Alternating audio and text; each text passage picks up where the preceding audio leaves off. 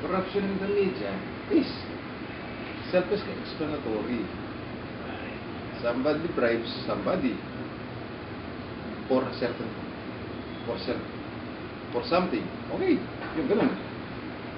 Yung sa media, meron kang konting, let's say, sabihin natin, hindi naman power, pero lagyan natin, quote-unquote power. Makakasaglabas ka ng istorya. May lalagay mo yung istorya kung saan pahin mo gusto, o kung saan pahin mo. Ang ganun tipo. May mga interest groups na gusto lang, gusto ko luwas ang pahin ako, ang istorya ko, presence ko sa ganitong pahin. Eh, di hanapin ako sa nagsasara sa pahin yung kakausapin. Ito nag-umpisa yan. Or kakausapin yung reporter. Pre, pagkaro pwede, pagsulat mo yung presence ko.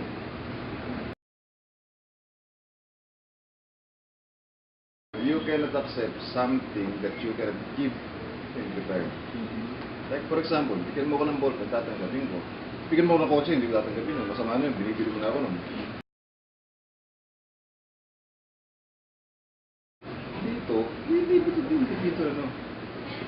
Individual, quote-unquote, conscience of the individual.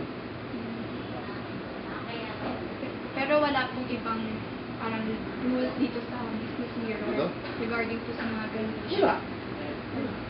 Eh, puro kayo matanda rito. Mayroong bata rito. Ang ginagawa ng mga bata lang.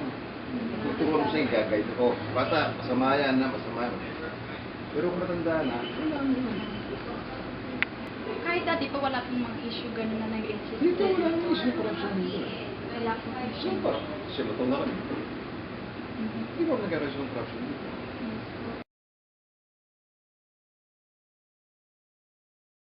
Eh, siyempre, may suspension, dismissal siguro, depende sa private no offense. Meron naman. May handbook naman. Regarding po. Pwede niyo po ba i-state aside po nga sa mga dismissal, mga suspension, yung mga, yung mas clear po na ano? Hindi, covered ng labor law yan eh. Okay? Hindi naman pwede basta magtanggal, lalo na for regular employee yan. Huwag mo tanggap eh. Hindi mo po siya money. Pagdala ng Coca-Cola dyan, pwede yun. Yun. Kasi, tayo, Pilipino. Pagka hinindihan ko yung offer mo sa akin, magagalit ako sa'yo. Okay?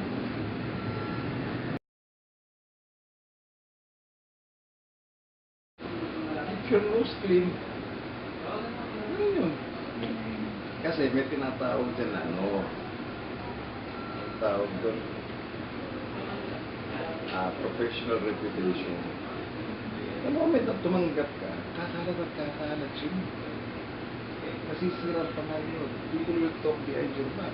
Ano people? Kaya nakakaya yun, di ba? Eh, kung na lang. Sa kawatik nagsarendyari yun. Sino tatanggap siya? Hindi ba magalit mo siya?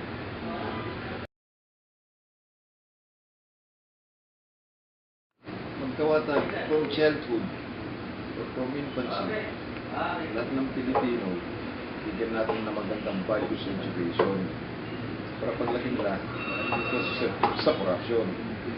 Kasi inevitably may makarating sa media sa mga Roman yan, from infancy yan. Walang batang-bata, kultura naman yan. Bata, masama ito, masama ito, masama ito. Pero sir, dito sa business mirror, meron po bang department na nag-monitor sa ganun? We are a private company. Yeah. Hindi kami gobyerno. We don't have money to hire some people just to look at the 30 million other employees. And even if we get to know the 30 million other employees, if they are regular employees, we can freely fire them immediately. Hindi tayo demand abuse na labor. So parang self-disciplinary yung talaga. Dito, lahat yung empleyado may paginabang. Hindi nag-employ dito ang walang ginagawa.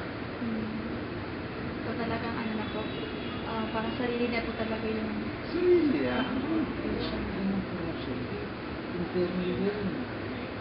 Kahit anong pantay mo dyan, may gusto mong ginawa, gagawa. pakawalan ko kung ayaw.